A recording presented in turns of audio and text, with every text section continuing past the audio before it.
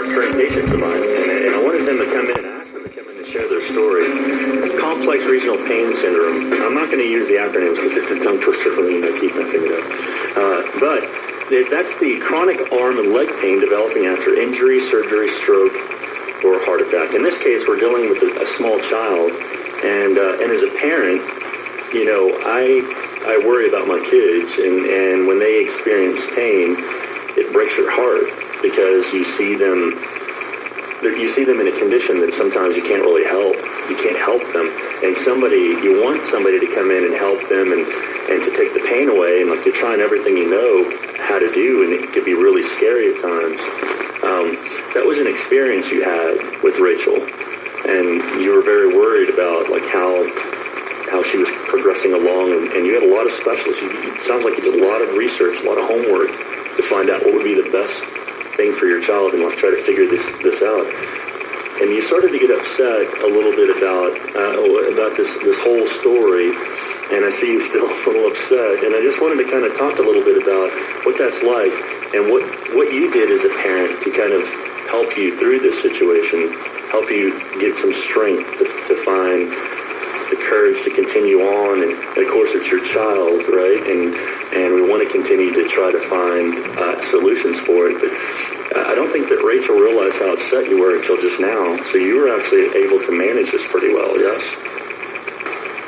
It was very difficult for me because as a physical therapist, I've always been able to take care of the Howies and give her what she needs, and we splint her, and whatever thing she's going through, she gets better in a couple days. And this is something that I felt like I could not help her with this issue. I didn't know enough about it. I wasn't used to working with children, other than the fact that she's my daughter, but in general, I'm not a pediatric specialist. I didn't even realize this could occur in children, and I certainly would never have expected it in her.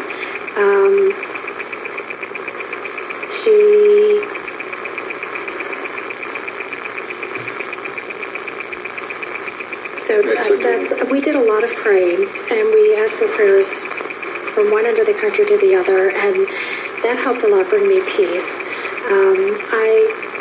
It was hard for me to think logically at first because I was in mom panic mode. I can't fix this, I don't know what to do. And then as I gained some peace, I started doing more research and looking into the different options that were available. And from what I understand in children, this diagnosis is missed very often. It's something that sometimes 6 months to a year, it's not diagnosed, and the longer this goes on, the more difficult it gets because it becomes more of a psychological issue. You have to break through that pain and that fear because CRPS it's a malfunctioning of the sympathetic nervous system, which is your fight or flight response. So your brain is telling your body and sending pain signals to get away. You're in danger, it hurts. It's sending you constant pain signals 24 hours a day, 24 hours a day, 7 days a week. Yeah, it's never ending. And with occasional worse pain symptoms. She couldn't stand touch. And where that's part of the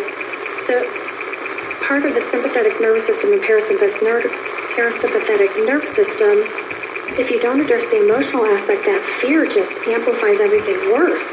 You can't get past the fear of the pain to actually put weight onto your extremity, which is what you have to do to get through this. You have to be able to put your foot or your hand down on the ground, put pressure through it, move it to almost reset the brain and the nervous system to get back to a normal state. Yeah.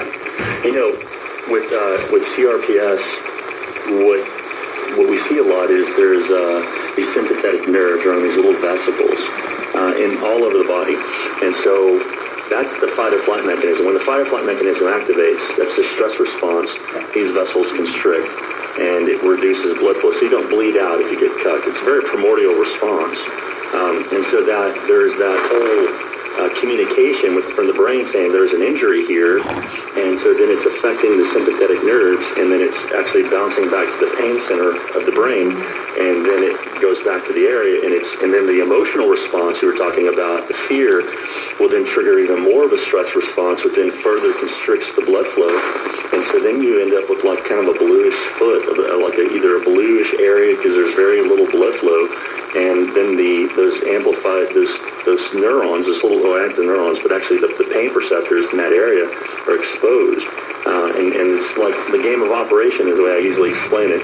You know, if you move a little bit, you jolt, and there's a little buzz, and like you feel that, and that can actually be it's a disconnect between how the brain is recognizing that area as functional or as obstructed, and so to the brain that's a construction zone, and it keeps saying to the area that there's still an injury there, there's something that's still affected, and so then it continues to kind of bounce the signals back and forth that there's something affected in that region. And so what we do is we actually retrain that part of the brain to recognize it as something that it's not injured. It's a reconnect, it's retraining, rebooting the system, if you will. And so then the effect is that you can actually recondition and reintegrate this normal function into the brain, and everything just shuts off like a light switch. It's really amazing.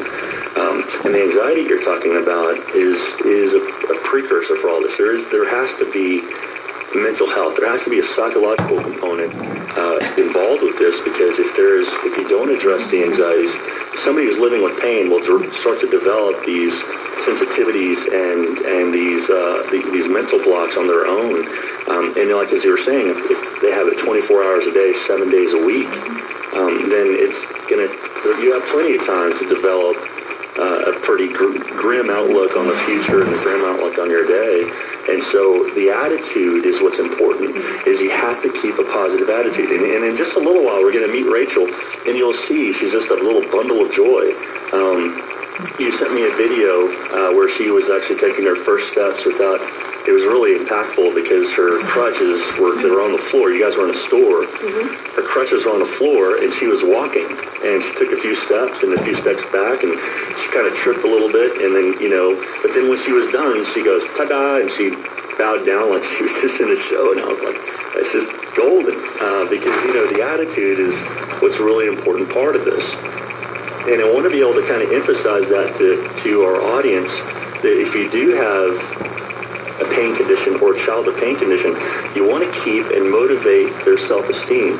Don't let them feel down in the dumps. Don't actually go and pursue some sort of counseling, some sort of treatment, biofeedback, and have them have the therapist address some of that emotional component, because if that actually then is affected, it can make the condition much, much worse.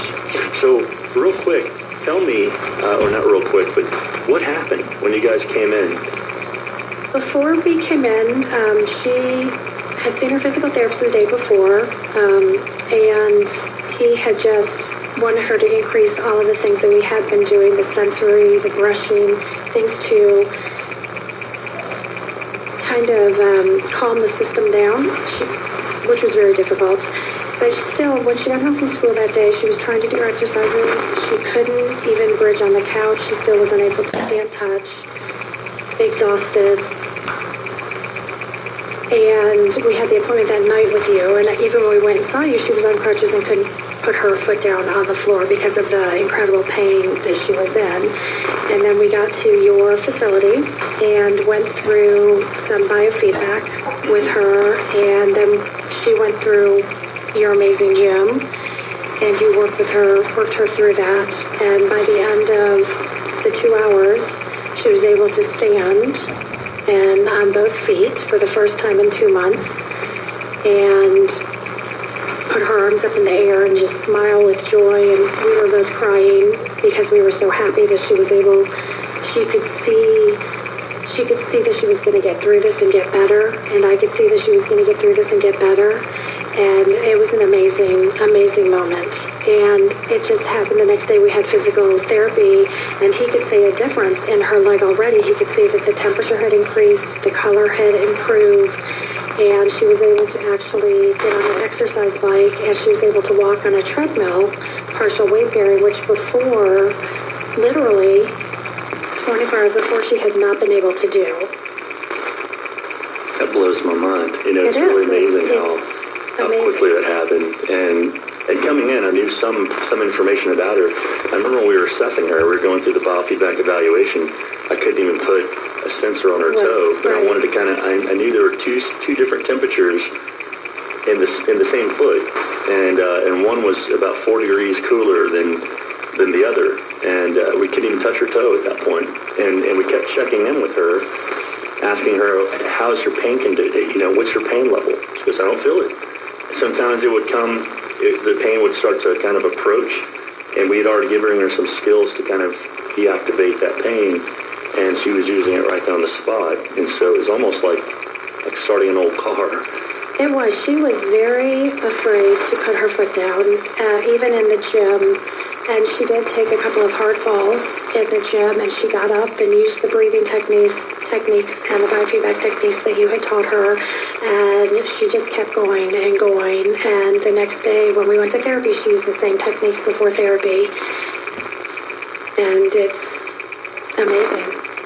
It was truly amazing. I was very moved, and I was moved to see her have tears of joy, and I was affected. And these are the kind of moments that you just kind of, this is what I live for. I live for these kinds of days, and I really wanted to share the story.